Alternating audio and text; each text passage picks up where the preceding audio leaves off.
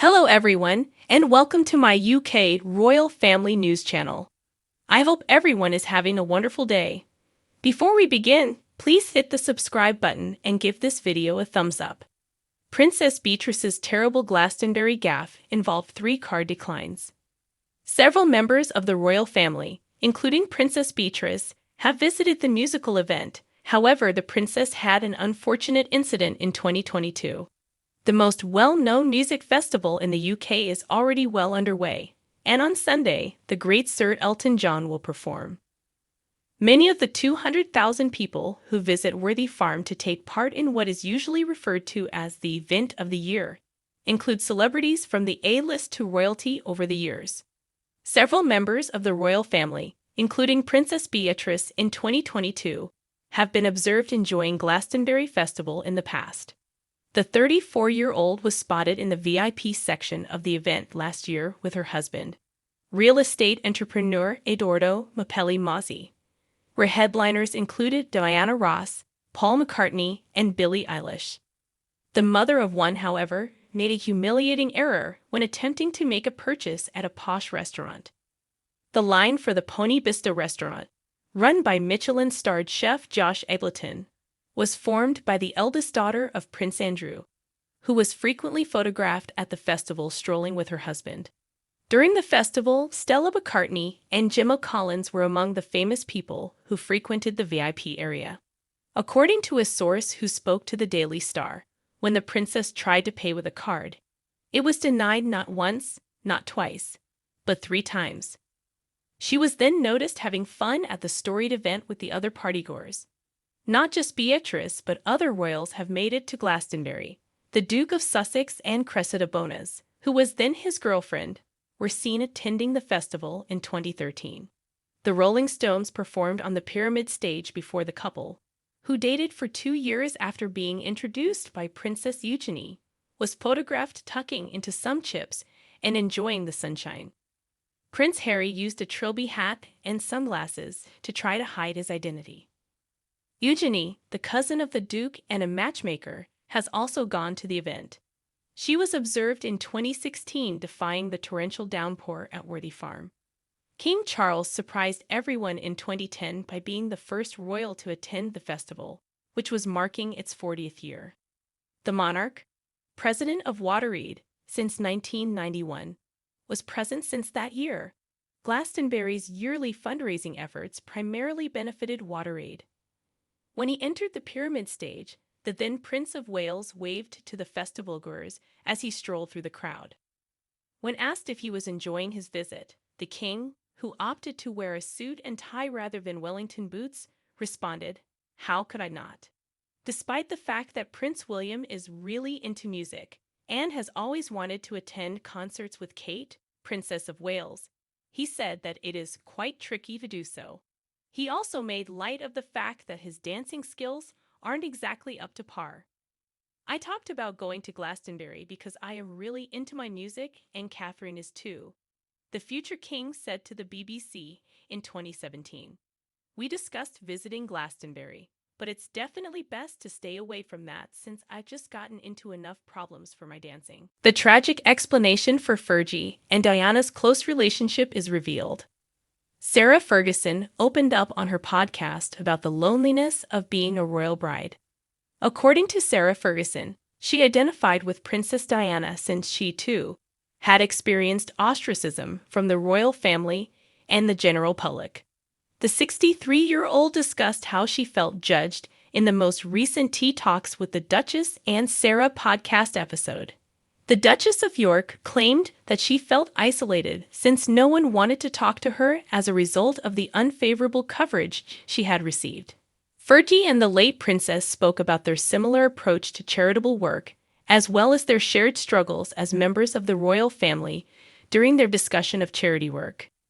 Diana had experienced being shunned, according to Fergie, who claimed that this made it easier for her to understand AIDS victims. The late princess made headlines when, in 1987, she shook hands with an AIDS sufferer without using gloves because the disease was still highly stigmatized at the time. It was falsely believed that the sickness might be spread by contact.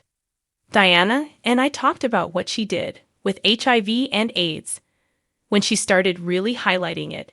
And everyone said no, you mustn't go and touch them. And she said, why? The Duchess said, I know what it's like to be ostracized. I know what it's like to be left in the corner of a room, Diana had stated at the time, Fergie recalled. The Duchess then admitted to co-host and businesswoman Sarah Thompson that she, too, had been treated unfairly. And I understand that emotion, too, she continued. People have already evaluated you when they don't want to talk to you because bad Fergie sells papers, leaving you alone. Over time, Sarah received some unfavorable press. She gained notoriety in 1992 when the Daily Mirror printed scandalous photos of her financial advisor licking her toes. She and Prince Andrew were not together at the time. Tall trees carry a lot of wind, loneliness, and being a prominent figure are some of the essential elements, she stated. Speaking on the June 15 podcast, Fergie stated that while she could identify with Diana's difficulties, she had also learned a lot from the former Princess of Wales, whom she referred to as Dutch, short for Duchess. She remarked, interesting, when I initially joined Dutch as a princess, I recall watching her manage a space and simply copying and mirroring her methods since she was so amazing. She left everything outside the door and just walked in with her heart and full energy. They would constantly discuss charities, since they both love to give, according to Fergie. We both love to give, so she was very similar to me, she continued. We simply had a deep love for one another. More than any other individual I've ever met, she made me laugh. The two had a falling out over information Fergie contained in her autobiography, My Story, which was published in 1996. However, the Duchess revealed to Harper's Bazaar in 2018 that Diana had attempted to contact her the day before she passed away in a fatal automobile accident in 1997. The snub Prince Andrew received on Garter Day is the last straw for a prospective royal comeback. More than 4 out of 5 readers of Express.co.uk believe that the Duke of York will never be able to return after being banned from Garter Day, according to a recent poll. On Monday, June 19, Prince Andrew opted not to participate in the traditional Garter Day procession, foregoing the opportunity to commemorate the momentous occasion for the second consecutive year. The royal family, knights companions, and members of the order gather at Windsor Castle for the ceremony to honor the country's oldest order of chivalry, of which Andrew has been a member since 2006. The Duke of York is probably very, very depressed about being barred from participating, according to one royal analyst.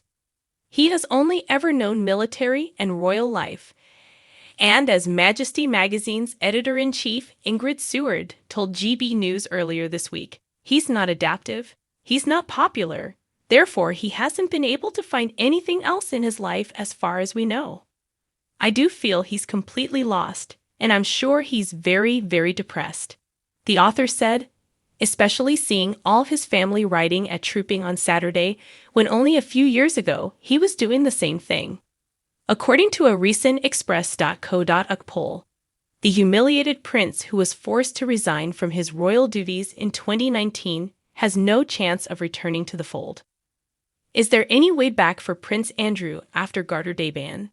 Express.co.uk questioned readers in a poll that was open from 11 a.m. on Monday, June 19 to 12 p.m. on Thursday, June 22. There were 1,635 readers who responded, with 1,440 of them answering no. He cannot make a comeback, 10%, 167 readers, saying yes, and the remaining 2%, 28 readers, saying they were unsure. Readers questioned Andrew's place in the royal family in the dozens of comments that were posted beneath the related story. The username Delta Lady stated that Andrew most definitely cannot rejoin the royal family as the main justification against him doing so. UK username The Royal Family needs to be respectable, a patriot commented. If Andrew were given the go-ahead to formally join the royal family, it would only serve to further erode what little respect there may still be for the family. Also, always the truth? Another user commented, "No, why would anyone want anything to do with him?" A small portion of readers, meanwhile, claimed that Andrew was being unfairly treated and should be permitted to resume his royal duties. The commenter known only as Ailsa Craig said that Andrew is being overly punished. Norika, who goes by the handle King Charles, added, "I wish King Charles would show his good sense and pardon his poor brother." Thanks for watching if you liked this video. So please don't forget to subscribe my channel and don't miss any update.